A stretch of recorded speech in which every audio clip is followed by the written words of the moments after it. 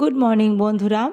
আজকে সকালটা শুরু করলাম চুষি পিঠা দিয়ে বা চুষির পায়েস দিয়ে। আমার জীবনে প্রথমবার এই চুষি পিঠে আমি তৈরি করলাম বন্ধুরা। রান্না করব হচ্ছে বেগুন দিয়ে একটা ঝাল করব, বেগুন সর্ষেও বলা যায়, বেগুন সর্ষে পোস্ত দিয়ে বেগুনের একটা ঝাল বানাবো। আর এই লঙ্কাগুলো ছড়িয়ে রেখেছি, লঙ্কাগুলোর এই গোটাগুলো ছাড়িয়ে তারপর আমি রান্নার জন্য রেডি হব। এই যেখানে ভাত ফুটছে আর কি, নেড়ে দিই। চালটা অনেকক্ষণ ভেজানো ছিল। আর এখানে হচ্ছে চা, লাইটটা জ্বালিয়ে দিলাম, দেখো চায়ের কালারটা কি সুন্দর এসছে। এখন বাজে 11:30, সকাল 11:30 বাজে।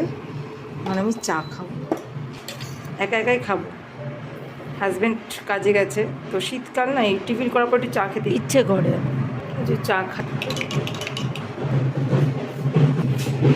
কোথায় আবার কি হচ্ছে, বাজনা বাজছে।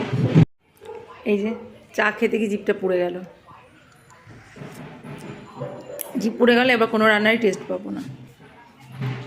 বর কী কী বাজার করেছে চলো তোমাদের দেখালাম। আর এই যে কার্পেটটা রোদে দিয়েছি, এখানটা খুব রোদ আসে সেই জন্য। আর দেখো এই ফুলকপিটা কত বড়, এটা কালকে নিয়ে এসছে। কি বিশাল একটা ফুলকপি! আমি বলি এত বড় ফুলকপি আনবে না, ছোট দেখে আনবে। আমি ছোট ছোট দেখে বাঁচি, ছোট মানে খুব ছোট না, এর অর্ধেক যেগুলো হয় সেই সাইজটা। আর আমার বর যত বড় বড় ফুলকপি, এই ফুলকপিটা কত নিচ্ছে না, 10 টাকা, মাত্র 10 টাকা দিয়ে এত বড় ফুলকপি। আর এই দেখো বাঁধাকপিটাও কত বড়। বাঁধাকপিটা বড় ঠিক আছে, আমার মেয়ে ভালোবাসে বাঁধাকপি খেতে। এটা 2 দিন হয়ে যাবে আমাদের, এটা জাস্ট সাইজ 2 দিন হয়ে যাবে। এটা তো 3 দিন হবে মনে হয়। শীতের বাজার দেখলে কিন্তু মনটা একদম ভালো হয়ে যায় আর কি। তো এখানে কড়াইশুঁটি আছে, বেগুন একটা আছে, এখানে 2টো বেগুন এনেছিল, একটা বেগুন কেটে ফেলেছি। আর ফ্রিজে এখনও 2টো বেগুন আছে, টোটাল 4টে বেগুন আছে। চল চাটা খেয়ে নিই।